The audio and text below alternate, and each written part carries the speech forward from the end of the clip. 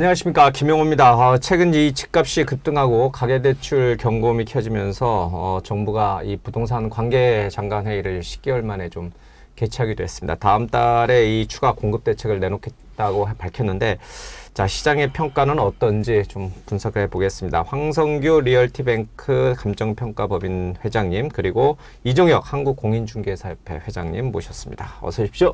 예, 안녕하십니까. 자, 시장 전망부터 좀 해봐야 될 것 같아요. 황 회장님, 지금 부동산 시장이 어때요? 그러니까 지금 서울 수도권, 특히 이제 서울 지역은 뭐 저기 마용성, 뭐 강남뿐만이 아니라 저기 강북 지역까지도 집값이 계속 올라간다라는 얘기가 계속 흘러나오던데요. 전세값도 오르고 있고. 예, 최근에 그런 현상을 보이고 있습니다. 특히 강남 상구가 여러 가지 지수로 봐서 가격 상승세가 뚜렷해 보이고요. 강북까지는 아직까지는 그렇게 크게 뭐 파급 효과가 있는 것 같지는 않지만 강남 3구와 마용성 정도. 마용성, 예, 그쪽은 확실한 흐름을 보이는. 그게 어떤 전문가들은 2020년에 뭐 그때 엄청 이제 집값이 올라갈 때 당시를 이제 떠올리면서 그때의 불장이 지금 그대로 재현되고 있다, 뭐 이런 평가를 하시는 분도 있던데, 실제 현장에서도 그렇게 느끼십니까? 그렇지는 않은 것 같습니다. 예, 그 정도 아닐 거고, 지금 방금 우리 형님께서 말씀하셨던 것처럼 강남 상구와 마용성을 중심으로 해서 지금 상승장이 설정이 조금씩 변동이 보이고 있고, 다 기타 다른 수도 서울을 포함한 기타 수도권에서도 약간의 그냥 반전을 하자라는 그 정도의 분위기지, 이게 상승장으로 뭐 계속 치고 올라갈 것이다라고 하는 것은 좀 아직은 조금 빠르지 않나 싶습니다. 근데 이제 부동산 통계를 보니까 그 서울의 아파트 매매가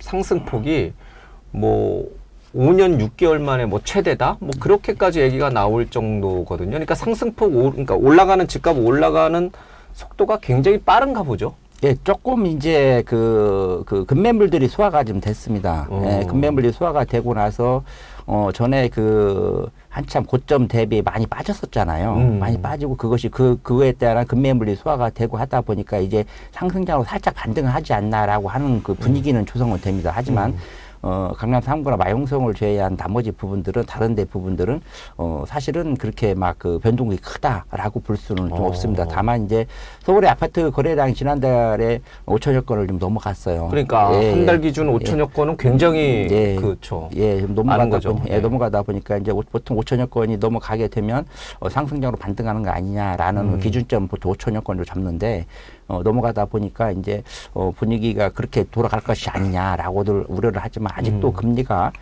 전에 비해서 많이 높은 편이고, 또한 유동성에서 부분도 그렇게 코로나 이후에 그 유동성이 너무나 많이 확장이 돼 있다 보니까 지금 상태로서는 유동 부족한 상태다 보니까 쉽지 않은 상태 같습니다. 그러니까 여기 오늘 두 분은 야, 그렇게까지 막 2020년대 불장 때는 아니다, 이제 이렇게 냉정하게 평가하고 계시는데, 이게 이제 언론에 기사를 나오는 걸 보면은 뭐 오름폭이 심상치 않다, 뭐 서울 아파트 수요에 뭐 젊은 연끌을 다시 하겠다라고 하는 2030 세대들이 다시 몰린다. 요즘에는 또 청약 가점이 높으신 4050 이분들까지도 통장을 다 꺼내가지고 지금 내 집 마련을 하려고 한다, 뭐 이런 기사들이 계속 나오니까 막 이게 부동산이 지금 다시 오름세로 돌아섰나, 이런 생각이 좀 듭니다. 근데 이렇게까지 어쨌든 뭐 강남 상구나 마용성 위주라고 해도 이렇게까지 다시 부동산 매매 아파트 쪽에 특히 이제 쏠림 현상이, 그러니까 관심이 이렇게 가는 이유가 뭔가요? 사람들이 지금 아마 금리 인하에 대한 기대감이 있을 거고, 그다음에 현재 인허가나 착공 물량이 급격히 줄고 공급 부족이 예상이 되고, 그래서 전세값과 또 매매값이 동반 상승하는 그런 흐름을 보이고 있으니까, 그리고 각종 이제 한국감정원의 매매 가격 지수도 지금 지속적으로 상승하는 추세를 보이고 있으니까 아마 그런 현상이 있는 것 같습니다. 그러면 지금 집을 사지 않으면 집값이 더 올라갈 거다, 이렇게 이제 수요자들은 생각을 한다, 이런 뜻이군요. 지금 단계에서 그렇게 생각하는 사람이 조금씩 늘고 있는 것 같습니다. 그 금리 인하 기대감이라는 얘기는 뭔가요? 그러니까 이제 금리가 앞으로 이제 중앙은행에서, 한국은행에서 금리를 낮추면은 이제 은행에서 대출을 받아서 그 돈으로 집을 살려는 사람들이 많아질 것이다. 그러니까 그 전에 그러면 이제 집값이 올라가니까 그 전에 내가 미리 네. 집을 사야겠다 이런 건가요? 예, 뭐 그렇게 볼 수도 있고요. 사실상 이 부동산 가격은 금리에 영향을 많이 미칩니다. 그래서 금리가 낮아지면 주택 보유에 대한 비용도 줄어들고 또 레버리지 효과도 있기 때문에 그러네요. 예, 이자가 싸지니까 투자에 대한 수요가 생길 거라고 생각됩니다. 이제 그러면 머지않아서 이제 중앙은행이 금리를 내릴 거다. 네네, 가능성이 많다. 그러니까 이제 지금 빨리 대출을 네. 받아서 집을 사도 네, 네. 크게 이자 부담도 없고 집값은 계속 올라갈 거다. 이제 이런 네. 심리가 있군요. 네. 근데 그게 이제 네. 말씀하시기로는 강남 상구랑 마용성 쪽에 쏠리고 있다. 네네. 왜 그 지역에 왜 쏠립니까? 그쪽 지역이 어쨌든 뭐 고가 지역이고 또 지금 어떤 명품을 좀 소유하고 싶은 그런 똘똘한 한 채. 똘똘한 채 다주택자에 대한 어떤 징벌적 어떤 뭐 어떤 규제가 많기 때문에 예. 그쪽 지역이 아마 몰리고 또 뭐 상대적으로 인구 감소에 대한 리스크라든지 이런 것들이 심리적으로 좋은 지역에 쏠리는 수요는 좀 더 오래 갈 거로 보여지니까 똘똘한 채를 소유하려는 그런 움직임이 반영된 것 같습니다. 이제 인구가 계속 줄어들고 있으니까 이제 아파트를 살 수 있는 사람도 줄어들 건데 강남 상구랑 마용성은 인구가 줄어드는 거랑은 좀 거리가 먼 지역이니까. 예, 한참 있어야 될 것 같으니까. 집값도 있고. 네, 조금 더 보태자 그러면 네. 이제 우리 회장께서 말씀하신 거에 조금 더 보태자 그러면 강남 3구와 그 마용성 지역은 이제 재개발 재건축이 이제 좀 나름대로 호재가 좀 있는 지역들이고 그리고 기존에 있는 생활 인프라든가 그런 부분들이 타 지역에 비해서 좀 더 좋은 편이고 그러다 보니까 그런 거에 대한 기대심도 있는 것 같고 좀 가장 중요한 것은 똘똘한 한 채가 더 많은 그런 그 심리가 작용하지 않았는가 그렇게 보고 있습니다. 예전에 그 노무현 정부 때인가요? 이게 똘똘한 한 채, 그러니까 정부가 이제 그 각종 세금이라든지 뭐 이런 걸로 이제 압박을 가하니까 이제 사람들이 다주택보다는 그러니까 똘똘한 한 채에 이제 관심을 크게 갖고 그래서 똘똘한 한 채에 막 또 사람들이 맞습니다. 몰리니까 정부에서 안 되겠다. 종합부동산세 맞습니다. 이걸 때려버렸잖아요. 네, 근데 네. 지금도 사실은 뭐 국회에서 여야가 이제 종부세 폐지와 관련된 뭐 또는 완화와 관련된 여러 논의를 하고 있는데 그 똘똘한 한 채에 지금 쏠리는 거는 종부세 폐지 또는 완화와도 관련이 있나요? 이게 이제 그 한 채를 가지고 있는 사람들한테는 종부세에서 이제 폐지하자라는 것이 이제 지금 많이 이슈가 되고 있잖아요. 예, 지금 여당의 예. 생각이고 야당도 사실은 이재명 전 대표가 예, 맞습니다. 그런 생각을 좀 갖고 그러다 보니까 이제 어쨌든 그 한 가구에 대해서는 그 투기의 목적보다는 보유의 개념으로 좀 봐줘서 종합종부세에서 조금 제외시키자라는 의견들이 이제 한참 많이 오르고 있는 것 같습니다. 그것 때문에 이제 똘똘한 한 채에 몰리는 수요가 예, 되고 맞습니다. 심지어는 뭐 지방에서도 이렇게 그 마용성과 강남에 똘똘한 한 채를 찾아서 올라오는 분들이 있다고 그러던데 예. 실제로 그래요? 현장에 가면은 갑자기 부산 사람 막 강주 사람이 많이 있어요? 그렇게 극히 일부의 사람이 나오는 것이 맞을 것 같고요. 네. 그리고 편하게 이제 말씀해 주세요. 예, 극히 일부의 사람 같고 실질적으로 지방의 집값과 서울 마용성의 집값은 사실은 비교 자체가 불가능한 상태로 가격 차이가 많이 나는 지역이고 그래서 이제 실질적으로 이제 일부 뭐 경제적으로 여유가 있는 사람들 같은 경우는 그런 생각을 할 수도 있겠지만 전반적인 시장 흐름 자체가 뭐 마용성을 중심으로 똘똘한 한 채를 중심으로 해가지고 그때 투자해야겠다라고 하는 것은 사실은 지방에서는 사실은 넘보기가 쉽지 않은 부분이긴 합니다. 그러면 이제 진짜 지방에 맞습니다. 돈 많은 부자들 정도만 그 이제 정도만 서울의 해서 마용성과 맞습니다. 강남 상구에 집구하는 거지 뭐. 맞습니다. 알겠습니다. 근데 실제로 현장에서 보실 때는 어때요? 그러니까 이제 앞서 이제 우리 황 회장님 말씀하시면 금리나 기대감 때문에 이제 집을 좀 살려는 수요가 많이 좀 생겼고 또 하나는 이제 뭐 착공이라든지 인허가와 관련돼서 공급 부족 얘기를 계속해. 근데 정부는 공급 부족이 아니다라고 지금 계속 얘기를 하고 있거든요. 근데 현장에서는 어때요? 실제로 지금 집이 좀 부족합니까? 그래서 집값이 많이 오를 거다 이런 불안 심리가 굉장히 팽배해 있나요? 지금 이제 정부 발표는 지속적인 공급 대책을 갖고 있다는 것이고요. 현장에서 느끼는 우리 주택 수요자에 대한 생각은 그동안 여러 가지 힘든 과정을 겪어오면서 주택 건설이 많이 중지가 되고 하기 때문에 뭐 PF 부실 이런 것도 영향이 있고요. 그래서 앞으로 공급 부족이 올 거다. 이렇게 생각을 하고 있죠. 재건축 재개발도 공사비가 급격히 인상되는 바람에 마찰이 생기고 해서 그러면 그런 어떤 거기에다가 뭐 전세값이 막 올라가고 하니까 주택 수요 부족에 대한 그걸 넣기 위해서 투자에 대한 유인이 많이 되는 것 같습니다. 제가 볼 때. 그럼 정부가 지금은 공급이 부족하지 않다라고 주장하는 거는 현실을 잘 모르고 하는 소리네요? 지금 당장 겪고 있는 아마 그거는 그래서 아마 어제 대책도 앞으로 아주 강하게 모니터링을 하겠다. 뭐 그리고 주택 공급도 조금 더 늘리겠다고 한 게 그게 역설적으로 보면 조금 지금 현재는 공급이 좀 부족 뭐 함으로 인한 가격 상승을 걱정을 하는 것 같습니다. 근데 이제 어제 부동산 이제 관계장관회에서 나온 얘기를 이제 말씀을 꺼내셨으니까.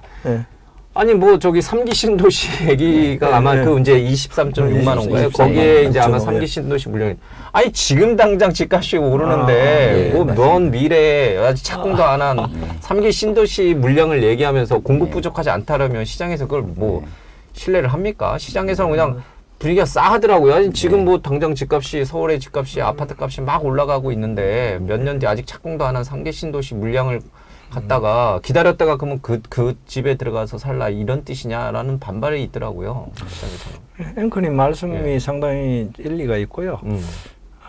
당장에 뭐 부족분을 해결하기 위해서는 민간 참여를 보다 더 적극적으로 좀 유도를 하고 시장 참여자들의 어떤 그런 반응과 이런 걸 잘 주시를 해서 좀 시장을 활성화시키는데 그게 더 빠르게 아마 뭐 주택을 구매하려고 하는 사람들한테 안정감을 뭐 줄이지 않을까 이런 생각을 합니다.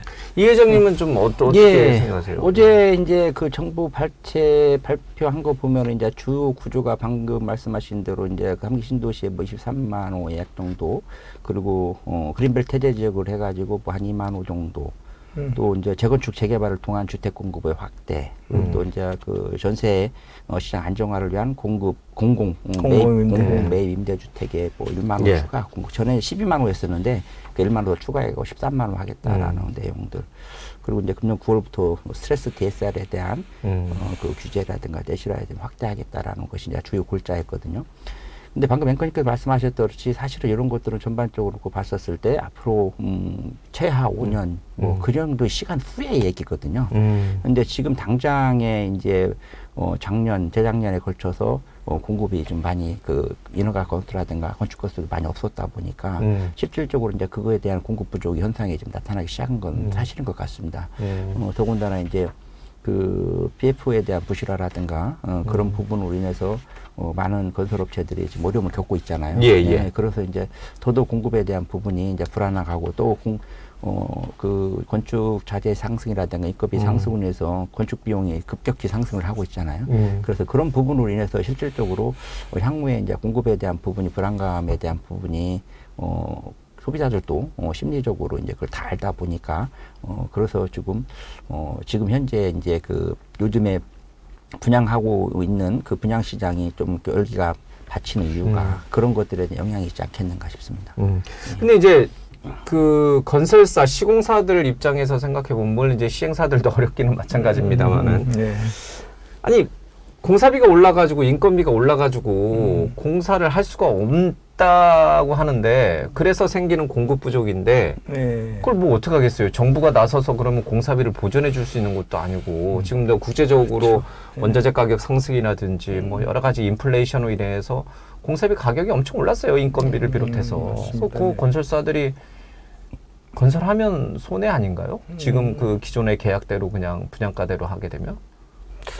그렇죠. 급격한 공사비를 반영을 하지 못한 계약을 계속 뭐 이행을 하기에도 건설회사 입장에서는 힘든 일이죠. 그러면 이제 그게 이제 원래 신뢰의 원칙이 있으면 사정 변경의 원칙이 있듯이 그 사정 변경이 되면 사정 변경을 좀 반영을 시행자들이 해줘야 되는데 또 시행자나 또 뭐 조합은 또 나름대로 또 자기들의 그런 분담감이 늘어나거나 사업이 이 손익이 문제가 되기 때문에 아주 큰 딜레마에 지금 빠져 있는 맞아요. 것 같습니다. 그래서 건설 산업 자체의 기반이 좀 뭐 위태롭다 이렇게 지금 보여집니다. 그 정부가 해줄 수 있는 게 있나요? 그런 부분에서?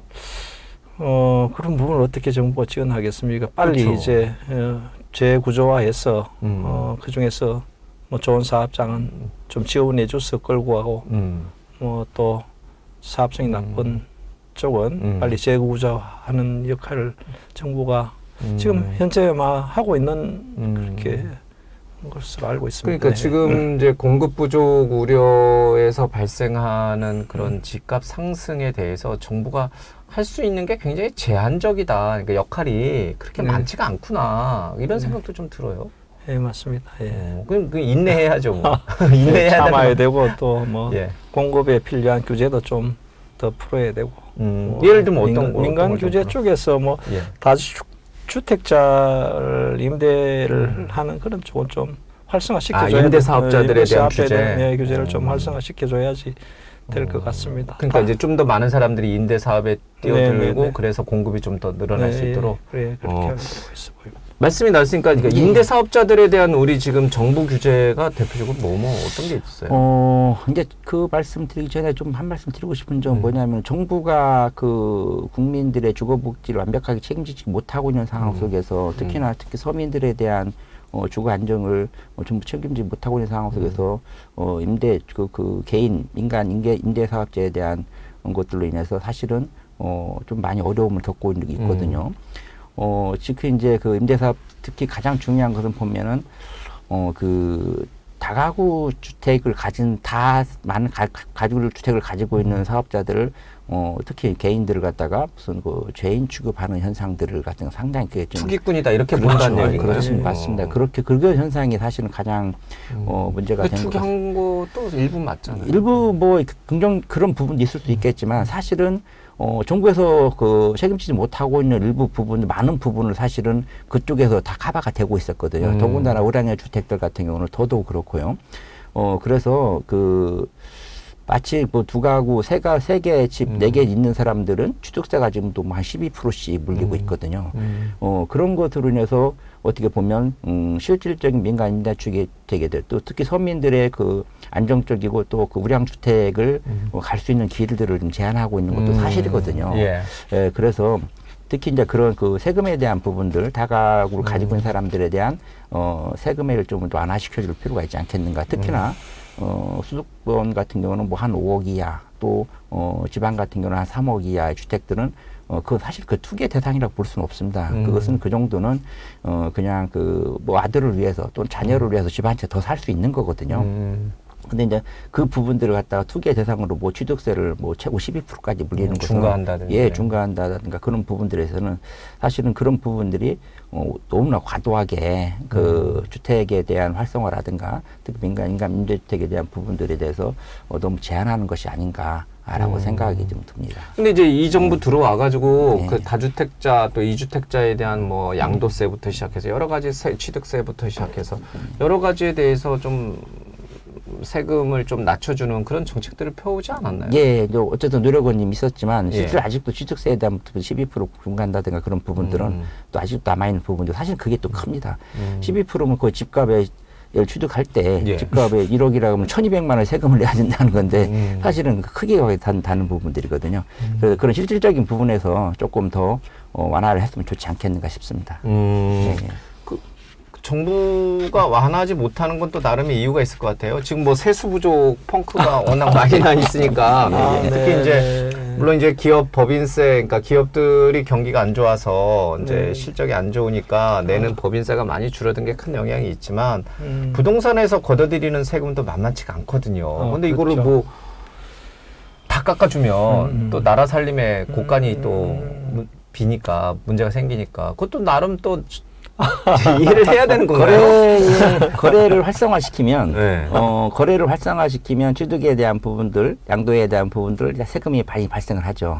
거래량을 많이 늘려서 맞습니다. 그걸 이제 보존하면 된다. 예, 맞습니다. 지금은 실질적으로 이제 세수 부족이 부동산 쪽의 세수 부족은 그 거래량의 감소로 인해서 그 세수가 들어오지 않고 있는 부분들이거든요. 예, 그래서 특히 이제 방금 말씀드린 취득세라든가 양도세 부분이 거래가 하게 되면 그 부분이 반드시 나오게끔 돼 있다 보니까 그런 부분들을 좀 확대시킬 필요가 있습니다. 거기 조금 더 보태면 그 전반적으로 다 뭐 그렇게 이제 세제를 완화해주기가 힘들다면 지금 미분양 중공업 미분양 뭐 네. 주택들을 이제 특히 이제 누가 매입을 해서 임대 사업을 하려고 하면 거기에 취득세가 부담이 크거든요. 취득세만 있는 게 아니고 재산세도 높아지니까 그런 어떤 뭐 중공업 미분양이라든지 그런 부분부터 우선 세제를 갖다 과감히 조금 혜택을 줘야지 그런 게 좀 뭐 활성화될 것 같다 이 생각이 듭니다. 네. 다음 달 8월에 이제 정부가 이제 네. 추가적인 공급 대책을 내놓는다라는데 여기 이제 두 분 말씀하신 이런 내용들이 좀 네. 담겨야 그나마 시장이 좀 움직이고 반응을 할 거지 이 내용이 또 빠진다면 그냥 뭐 5년 뒤, 10년 뒤에 뭐 주택 많이 공급할 거니까 정부를 믿어달라 이런 정도의 수준이면은 여전히 시장에서는 호응이 없을 것 같아요. 네, 맞습니다. 국토부에서 이 살롱을 꼭 봤으면 좋겠습니다. 볼 거예요. 예. 알겠습니다.